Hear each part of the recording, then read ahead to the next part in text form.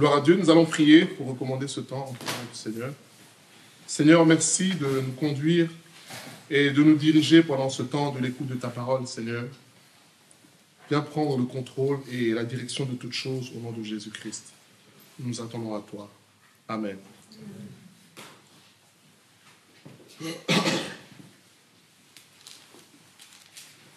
Nous allons lire Luc 11, Luc au chapitre 11, à partir du premier verset. Luc 11, à partir du premier verset. Jésus priait un jour en un certain lieu. Lorsqu'il eut achevé, un de ses disciples lui dit, « Seigneur, enseigne-nous à prier, comme Jean l'a enseigné à ses disciples. » Il leur dit, « Quand vous priez, dites, « Père, que ton nom soit sanctifié, que ton règne vienne. Donne-nous chaque jour notre pain quotidien. » On peut s'arrêter là. Donc cette prière de Jésus, on peut la décortiquer puisqu'elle se trouve dans Matthieu 6, à partir du verset 9. Jésus décrit la prière dans son entièreté. Ici, il y a juste une partie, avec le verset 4, qu'on n'a pas lu. Mais nous, on s'arrête au verset 3. Alors, les disciples viennent trouver Jésus.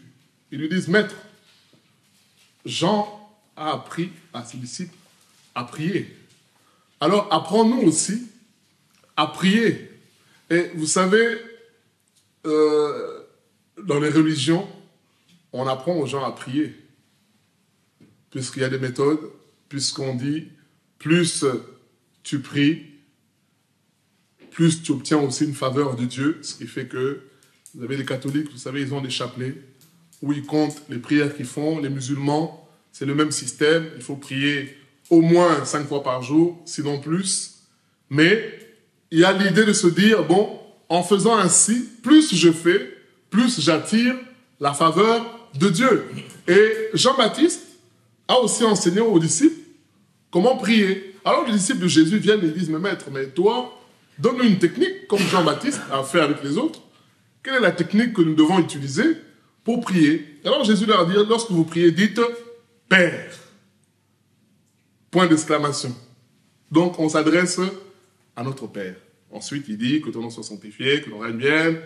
Et verset 3, « Donne-nous chaque jour notre pain quotidien ». C'est ce verset-là qui va intéresser notre partage d'aujourd'hui. Alors comme j'aime bien à le faire, c'est une méditation commune. On partage ensemble pour tirer l'enseignement de ce que le Seigneur nous dit. Alors, Jésus dit, et donc on le trouve aussi dans Matthieu 6, verset 11, « Donne-nous chaque jour notre pain quotidien ». Il y a une version parole de vie qui dit « Donne-nous aujourd'hui le pain qu'il nous faut ». Donc c'est la traduction de ce qui est écrit ici. « Donne-nous chaque jour notre pain quotidien ». Alors, ma question, je nous pose la question. Qu'est-ce que ça nous évoque lorsque Jésus dit « Donne-nous chaque jour notre pain quotidien ». Qu'est-ce qu'on peut comprendre par là? Puisqu'en méditant ce verset hier, moi, il y a quelque chose qui m'est venu tout de suite. Je ne le dis pas tout de suite, j'attends qu'on puisse faire le tour de salle pour savoir qu'est-ce que ça nous évoque lorsque Jésus dit « Donne-nous notre pain, donne-nous aujourd'hui notre pain quotidien ». Ici, c'est écrit « Donne-nous chaque jour ». Alors, qu'est-ce que ça peut évoquer? Oui? Montre-nous comment marcher selon ta volonté. Oui, mais là, tu es dans l'interprétation. Là, lisons juste là ce qui est écrit là. « Donne-nous chaque jour notre pain quotidien ». Quel mot attire votre attention? On va peut-être décortiquer comme ça. Oui, il y a le pain, oui. Donne-nous, oui. Chaque jour. Quotidien. Quotidien. Alors, moi, ce qui m'attire le plus ici, c'est quotidien. Alors, le pain, Jésus explique ici, dans ce verset. C'est pour ça que j'ai pris Luc 11 pour comprendre le pain, de quoi il parle. En réalité, le pain, c'est tout ce qui vient de Dieu, tout ce que Dieu donne. Et Jésus explique au verset 11, on va le lire rapidement, mais ce n'est pas l'objet de notre échange. Lequel parmi vous, il explique maintenant c'est quoi le pain. Lequel parmi vous qui donnera une pierre à son fils s'il lui demande du pain? Ou s'il demande un poisson, lui donnera-t-il un serpent au lieu d'un poisson? Ou s'il demande un œuf, lui donnera-t-il un scorpion? Si donc, il explique maintenant, méchants que vous êtes, comme vous êtes, vous savez donner de bonnes choses à vos enfants, à combien plus forte raison le Père Céleste ne donnera-t-il pas le Saint-Esprit à ceux qui le lui demandent? En fait, Jésus est en train d'expliquer ici que ce qui est important dans la prière, ce qui est important pour vivre, c'est d'avoir la plénitude du Saint-Esprit. Que l'Esprit te guide, que l'Esprit agisse en toi. C'est ça qu'il faut rechercher. Donc ça, c'est l'explication immédiate de Jésus. Le pain, ici, puisqu'on n'a pas posé la question, mais si on posait la question, c'est quoi le pain? C'est l'Esprit de Dieu, c'est la vie que Dieu donne, c'est la grâce de Dieu, c'est vivre chaque jour de la grâce de Dieu. C'est ça. Maintenant, moi, ce qui attire mon attention, c'est là que je veux qu'on partage. Hein. Jésus dit, donne-nous chaque jour, donne-nous aujourd'hui notre pain quotidien. Alors, moi, ça m'a interpellé. Je ne sais pas si ça interpelle quelqu'un. Quotidien, pourquoi Jésus parle de quotidien ici? Parce qu'on a besoin de Dieu chaque jour. Parce qu'on a besoin de Dieu chaque jour, oui. Parce que quelqu'un... C'est un partage, hein, c'est un échange. On échange. Pour qu'on lui ressemble.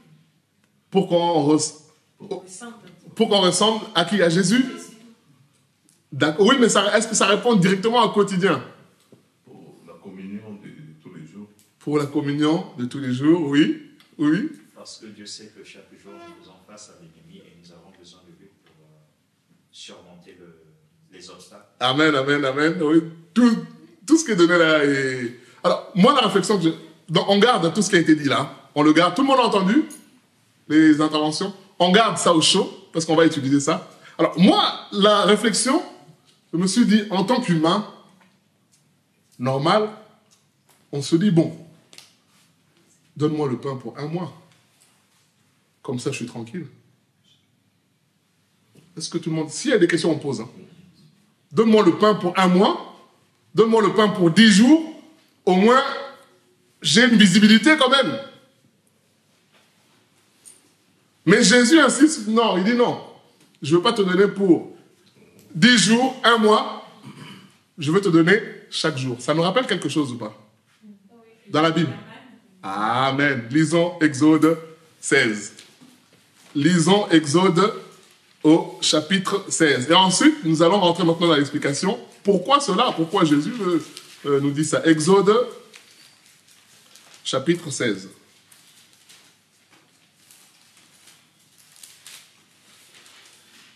Alors, c'est long, on ne va pas tout lire. On va lire une partie. Après, ceux qui veulent lire tout le chapitre, ils pourront le lire à la maison. On peut commencer au verset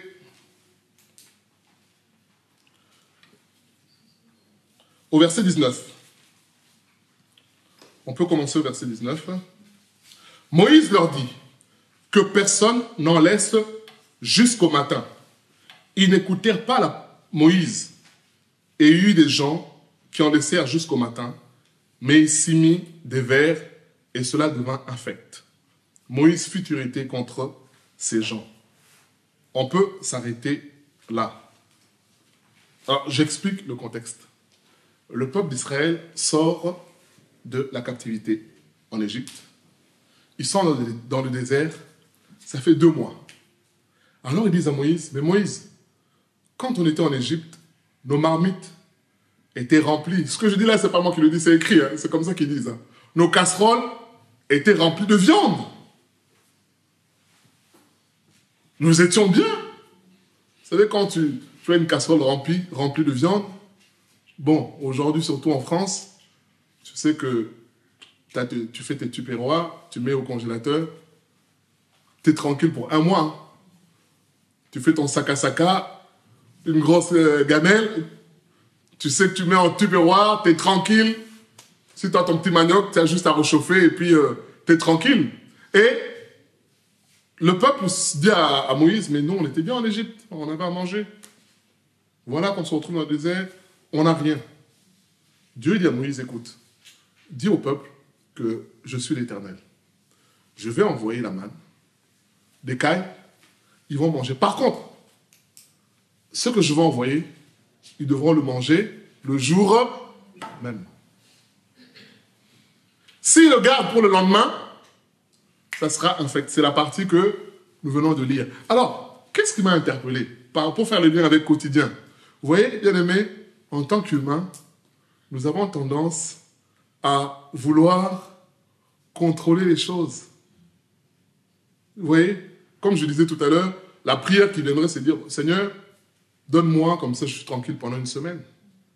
Or, Dieu, lui, ce qu'il veut, et ça a été dit là. C'est pour ça que j'ai posé la question. Pourquoi? On a parlé de communion, on a parlé du fait que Dieu veut à chaque fois qu'on vienne à lui. Ça, c'est important. Notre thème aujourd'hui, c'est dépendre de Dieu. Quand Jésus dit, donne-nous chaque jour notre pain quotidien, c'est-à-dire que Dieu, chaque jour, veut te donner ce qu'il faut pour que le lendemain, tu reviennes encore pour dire, j'ai besoin. Mais est-ce que ça cadre avec notre fonctionnement en tant qu'humain?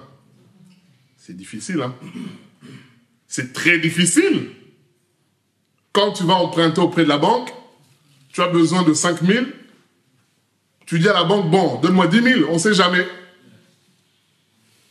Pourquoi? Parce que le prêt, c'est une fois, et puis il y a des papiers à signer, il y a tout ça. Au moins, au cas où, je ne vais pas revenir demain encore pour demander, donne-moi encore 10, donne-moi encore... Non, je demande une fois. Et nous, en tant qu'humains, c'est comme ça qu'on fonctionne. Et Dieu dit ici, non, moi, je vais donner ce qu'il faut pour aujourd'hui. Comme ça, demain, tu vas encore revenir pour chercher. Bien aimé, notre thème, c'est dépendre de Dieu. Pourquoi Jésus dit cette prière-là? Parce qu'il veut que nous puissions dépendre de lui. Lisons Deutéronome 8, du verset 2 au verset 5, si quelqu'un peut nous lire ça. Deutéronome 8, versets 2 à 5. Deutéronome, celui qui a trouvé peut nous aider. Deutéronome 8.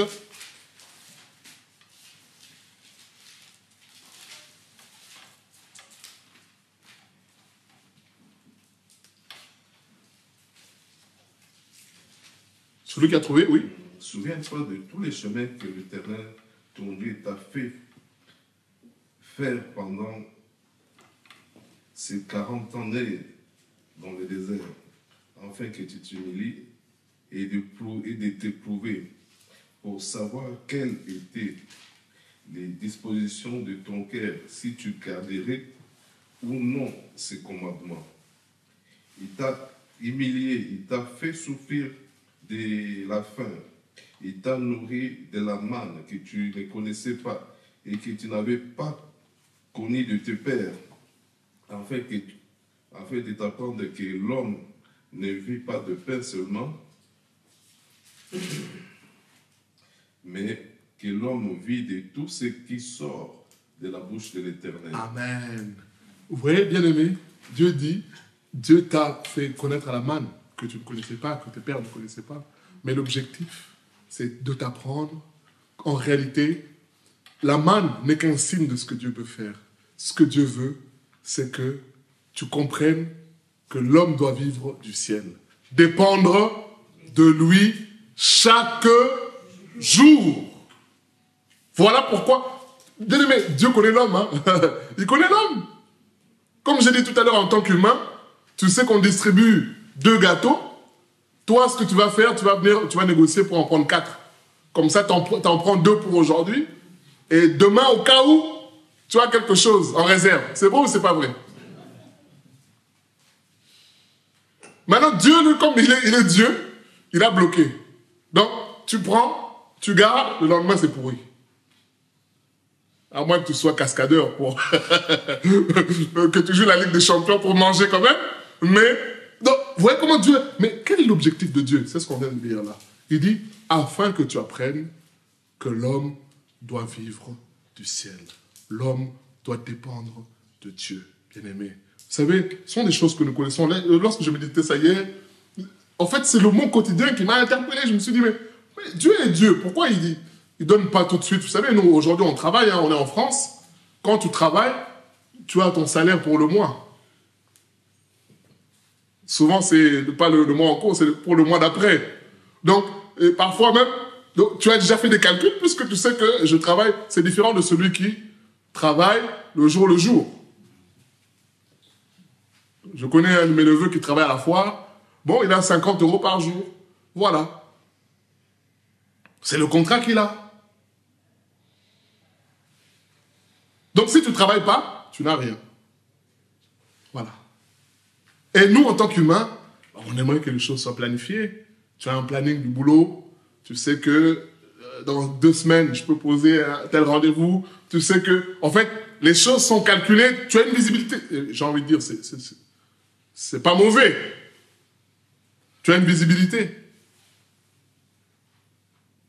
Plutôt que d'être le jour, bon, tu ne sais pas où tu vas. Mais bien aimé, vous voyez, c'est ça que Dieu veut avec nous. Il dit, donne-nous chaque jour le pain quotidien. Pourquoi? Premièrement, parce que Dieu veut qu'on dépende de lui. Deuxièmement, la situation que tu vas rencontrer aujourd'hui n'est pas nécessairement la situation que tu vas rencontrer demain. Est-ce qu'on se comprend? S'il y a des questions, on peut les poser. Hein. Vous voyez comment Dieu est grand? C'est-à-dire que la situation, le problème que tu vas avoir aujourd'hui n'est pas forcément le problème que tu vas avoir demain. Aujourd'hui, tu peux avoir faim, quelqu'un t'achète un kebab. Mais demain, tu peux avoir un autre problème où tu n'as même pas faim. Mais tu as besoin quand même de l'intervention divine. C'est-à-dire que ce que Dieu te donne, c'est... Vous voyez pourquoi j'ai cité la version Parole de vie qui dit « Donne-nous le pain qu'il nous faut ». Je pense que autant que nous sommes tous ici, même si tu aimes bien une certaine nourriture, des frites, comme les jeunes aiment beaucoup les frites, mais je peux te dire que si on te donne ça du 1er au 31 ou des pâtes, nous sommes humains. Dis pas non, moi, non. À un moment donné, ouais, mais dans cette maison, il n'y a que des pâtes. C'est pour ça que les enfants, souvent, ils aiment manger chez les amis. Ceux qui ne mangent pas chez lui, ça a du goût chez les autres. Je vois parfois des femmes et des maris, ils sont... Mais toi, tu ne manges pas ça à la maison, tu manges ça chez lui. Oh, voilà. Bon, bref, vous voyez, bien aimé, l'humain est comme ça. Mais Dieu, lui, sait. Donc, Dieu, lui, te donne ce qu'il faut. Notre thème, c'est dépendre de Dieu. En fait, Dieu veut cela pour entretenir la relation avec lui. Chaque jour que tu viennes. Vous savez, ça nécessite quoi? Et c'est ça le point le plus important que je veux partager. D'avoir une attitude d'enfant. Quel est le mot que Jésus cite en premier quand les disciples lui disent « Seigneur, apprends-nous à prier ». Qu'est-ce que Jésus dit? Vous vous souvenez ou pas? On l'a lu. Dites notre. Donc si Dieu est notre Père, nous sommes. Vous savez, en méditant ça, je me suis dit, mais c'est curieux. Dans la Bible, il n'y a pas adulte de Dieu. Il y a enfant de Dieu. Jean 1, 12 dit que ceux qui ont reçu la parole, Dieu a donné le pouvoir, la parole a donné le pouvoir de devenir. C'est-à-dire que tu as beau avoir 80 balais, 90 balais, 100 ans, si tu es chrétien, tu es... Vous voyez ou pas, bien-aimé? Je partage ça parce que c'est quelque chose qu'on a du mal à intégrer. En fait, dépendre de Dieu nécessite, premièrement, de considérer Dieu comme Père. Deuxièmement, d'avoir l'attitude d'un enfant. Un enfant qui dépend de ses parents. L'enfant, le matin, il se lève, tu le réveilles pour aller à l'école, il s'assoit, il attend ses Kellogg's, hein. Il attend ses céréales. Je dis Kellogg's, pardon, je ne fais pas de pub. Il attend ses céréales. Et en plus, en ce moment, ça coûte cher. Hein. La boîte là, comme ça, là, c'est au moins 5 euros. Hein. Mais l'enfant peut te manger ça au petit déjeuner, au goûter. Donc ça, 5 euros là, en 2 jours, c'est terminé. Hein. Mais lui, c'est pas son problème. Hein. Inflation, tout ça, lui, c'est pas son problème. Tu veux quoi, les céréales? Aujourd'hui avec du lait, demain sans lait. L'autre jour avec du jus. Ah, pas de pulpe, sans pulpe. Mais l'enfant, c'est pas... Lui dépend de ses parents. Lui, il demande. Et là où je veux insister, c'est quoi? C'est que nous avons l'attitude d'adulte. Et c'est ça qui nous empêche de dépendre de Dieu. Alors, on va citer quelques points qui caractérisent un adulte. Comme ça, ceux qui dorment vont se réveiller. Quelques points qui caractérisent un adulte. Alors, pour nous, tels que nous sommes là, nous sommes quasiment tous adultes. Donc, on a bien sûr un point que nous pouvons citer, autant que nous sommes. Quels sont les points qui peuvent caractériser un adulte dans son fonctionnement? Il est indépendant. Ah, c'est vrai ou c'est pas vrai? Ah, l'adulte, il fait comme il veut. Hein. Il est indépendant, oui. La planification. Il planifie les choses. S'organise. Bon, là, je suis là, là, je suis là, là, je suis là. Voilà. Adulte. Il est, oui. Voilà. Il a une certaine liberté. Il veut faire ça, il fait ça, il veut mettre sa chemise rayée, il veut fermer son bouton. Mais pourquoi tu fermes ce... Mais j'ai envie. Ouais, mais moi j'aime quand ça... Mais oui, mais ça c'est toi. Je peux fermer aujourd'hui, demain je vais ouvrir. Vous voyez, c'est ça l'adulte. Et vous voyez, tout ce qu'on cite là, mettons ça en comparaison avec le fait d'être un enfant. Dépendre. Vous voyez comment c'est difficile. Hein? Qu'est-ce qu'on peut encore citer? On a dit, il est indépendant, il est libre, il planifie, il s'organise, il a fait son plan, son projet. Qu'est-ce qu'on peut citer encore d'un adulte? Il n'a pas besoin de rendre des comptes. Il n'a pas besoin de rendre des comptes, il fait les choses... Parfois, madame lui dit, tu étais où? Il regarde juste comme ça. Il dit, tu es ma mère. Oh, vice-versa.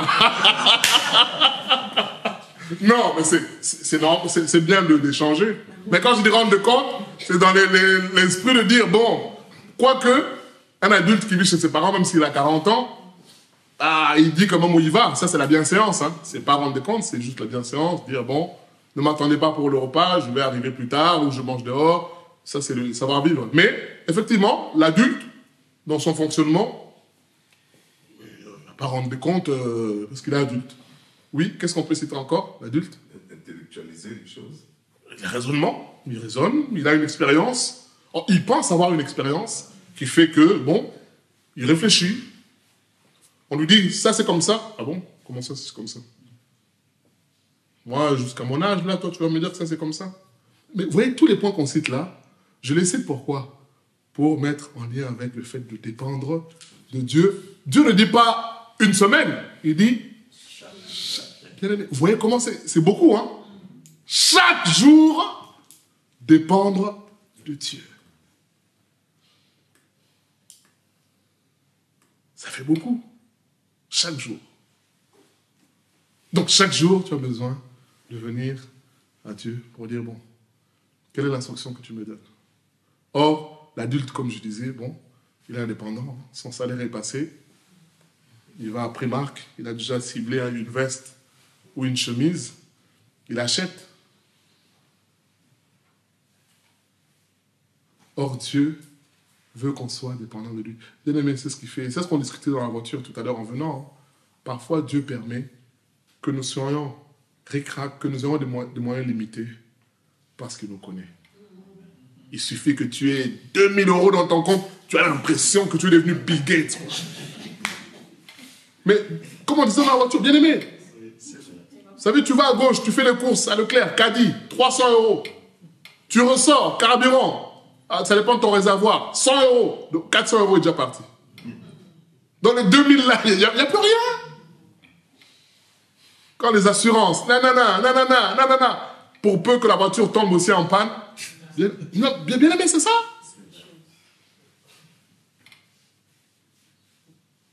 Vous voyez pourquoi Dieu dit, Jésus dit, demander le pain chaque jour. Vous savez, bien aimé, j'ai discuté avec une personne, j'ai expliqué que l'argent n'achète pas tout. Combien de gens sont en Afrique? Ils veulent venir en Europe, ils ont 10 000 $. Mais il faut avoir le visa. Le visa, tu as beau avoir 10 000 $, on peut donner à un qui a 100 $. Toi, tu as 10 000 $, on te refuse le visa. C'est vrai ou c'est pas vrai? Beaucoup maintenant partent à Dubaï, on ne va plus en Europe, on va maintenant ailleurs. Bien aimé, c'est la vérité. L'argent n'achète pas tout. La santé, n'en parlons pas. L'argent n'achète pas tout. Dieu veut qu'on puisse dépendre de lui.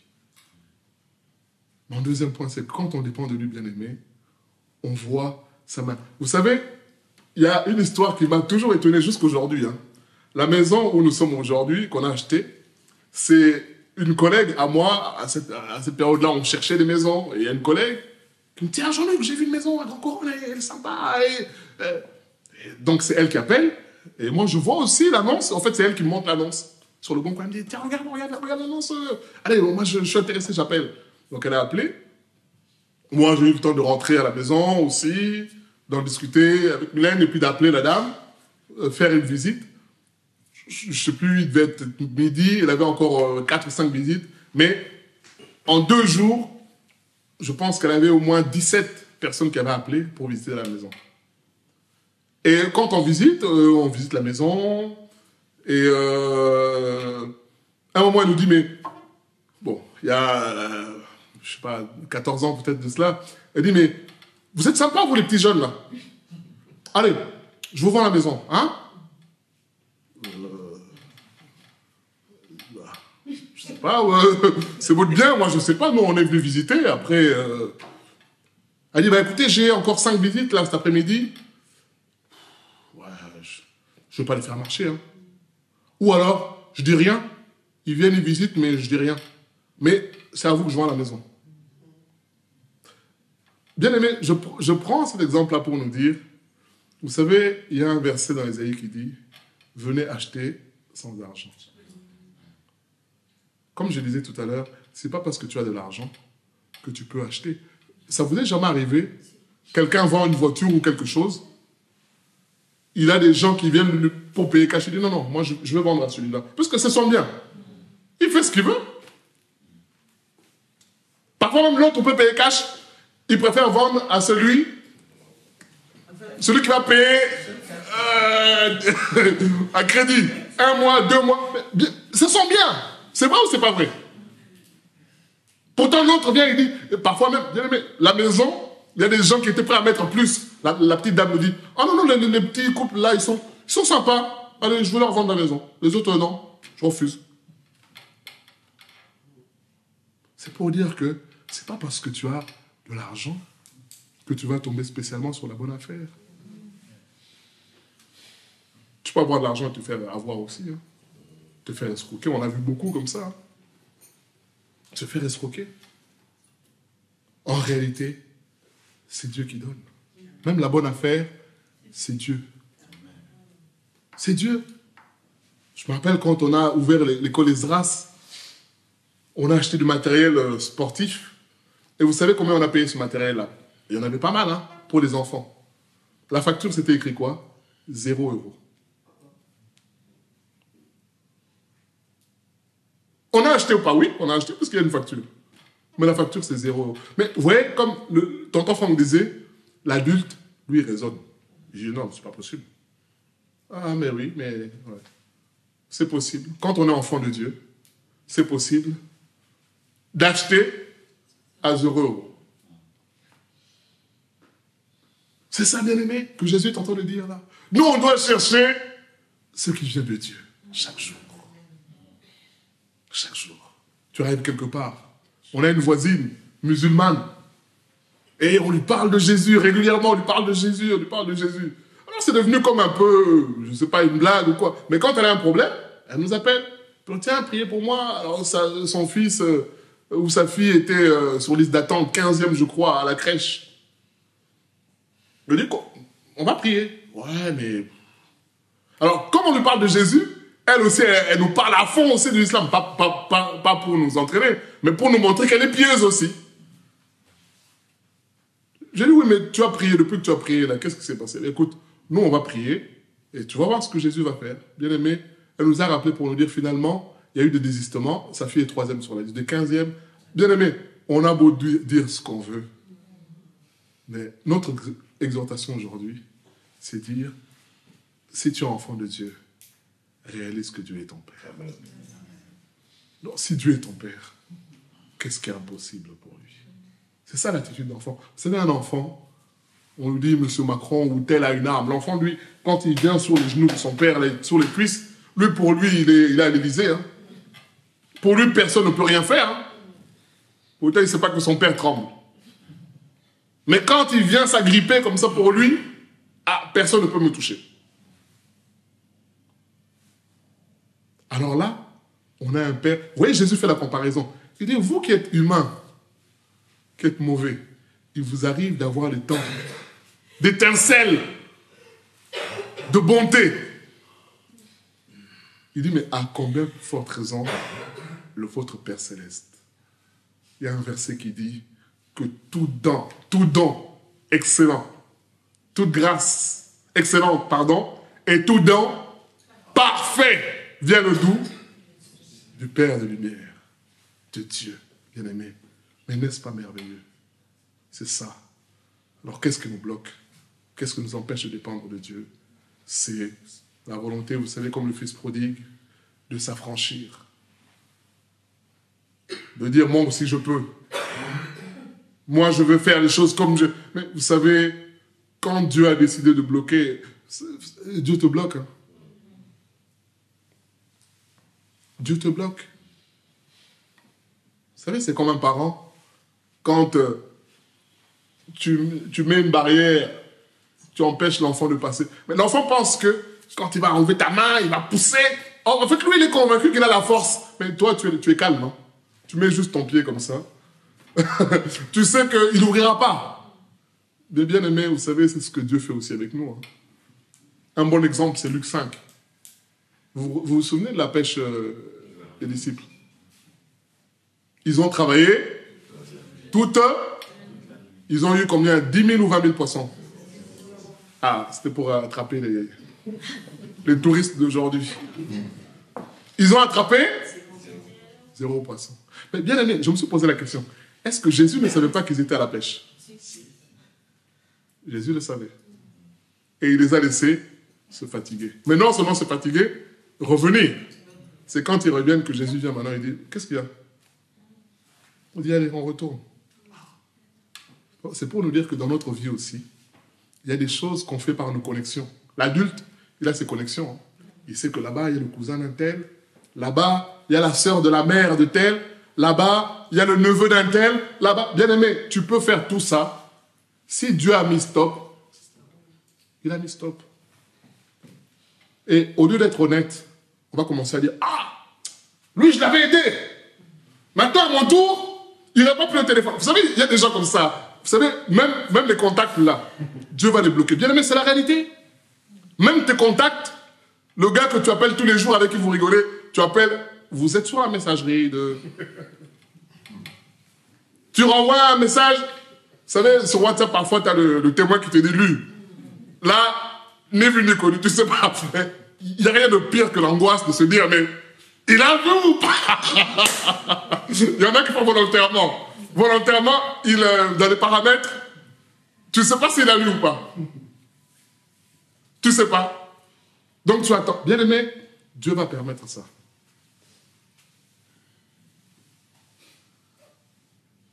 Ton propre cousin, pas de son, pas d'image. Parce qu'il a appuyé sur le bouton. Et il suffit qu'il arrive, il dise, bon, allez, maintenant tu peux aller. Et là, tu pars.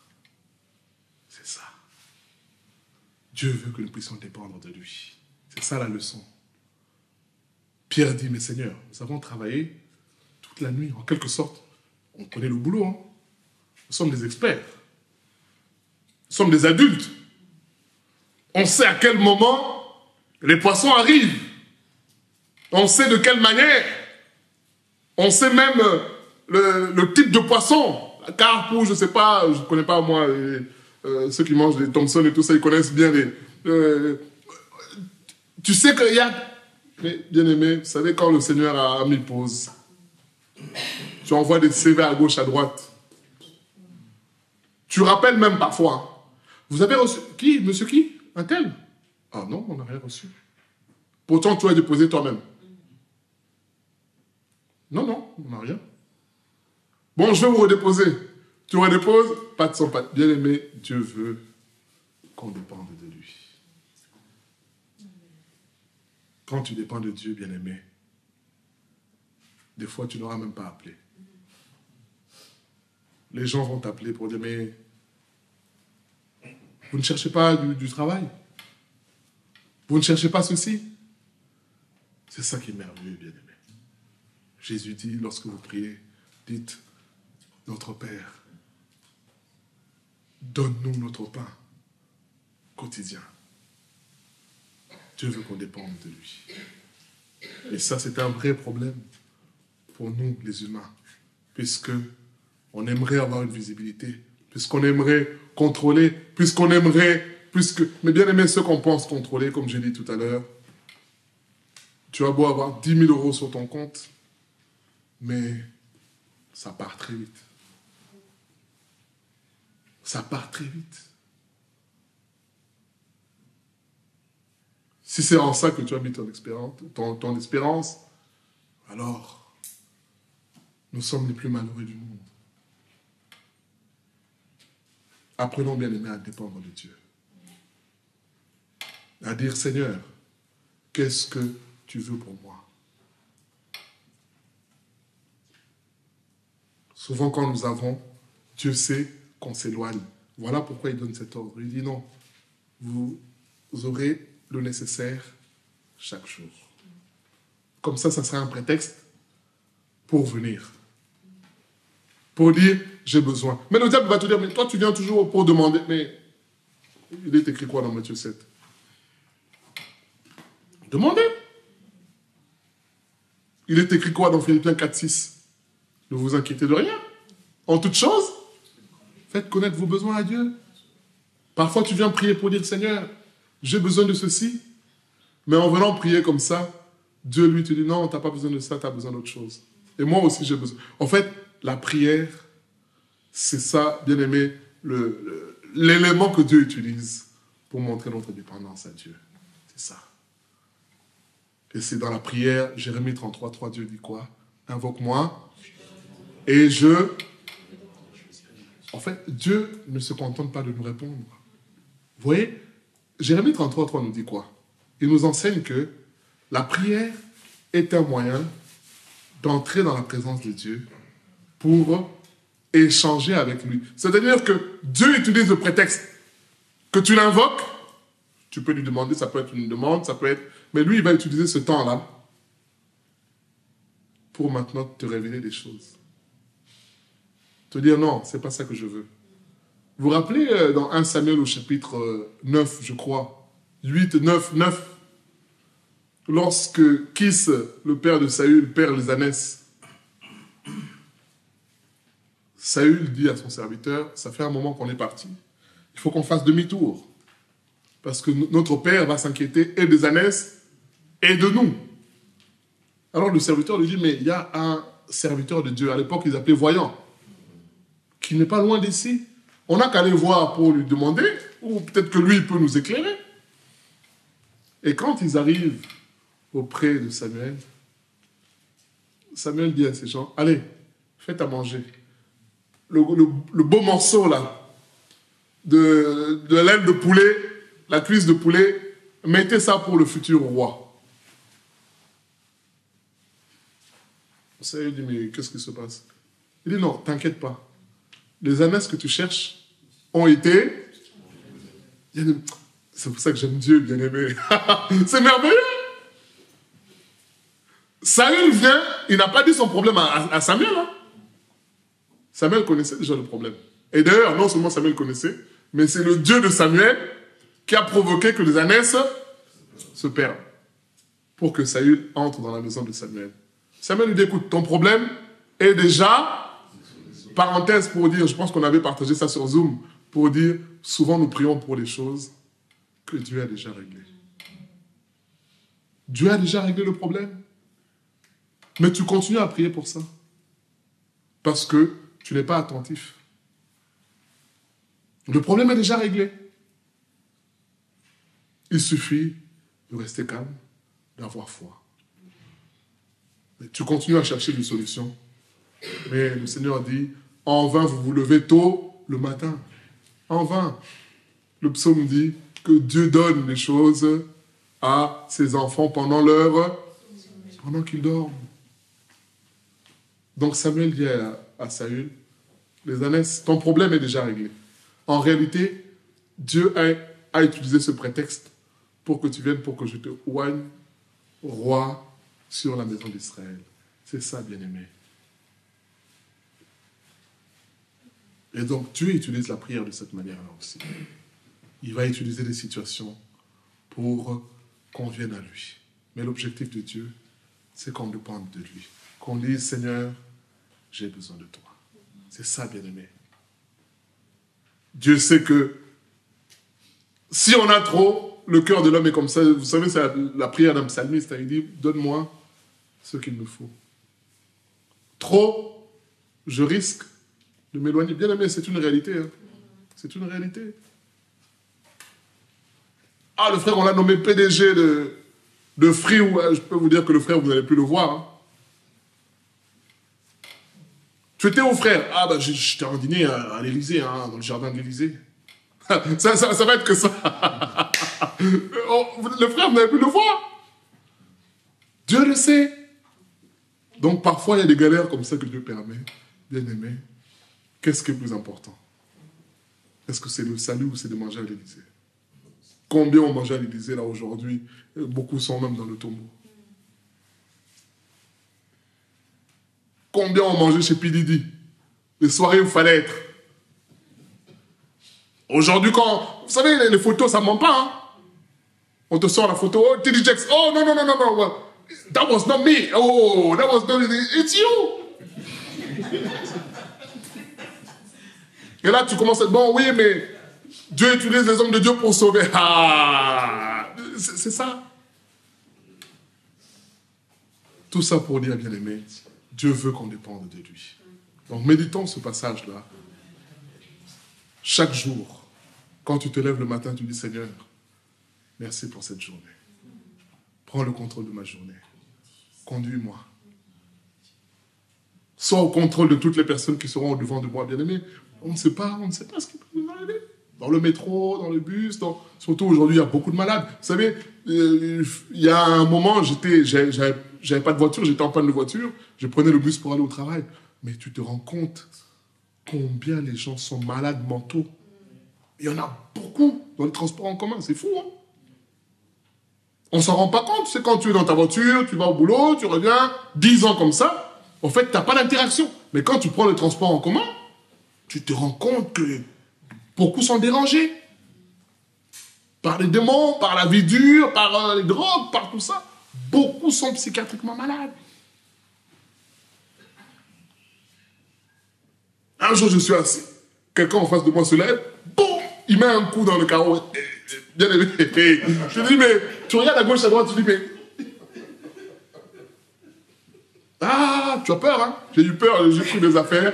Mon ordinateur, j'ai changé de place. Comme ça.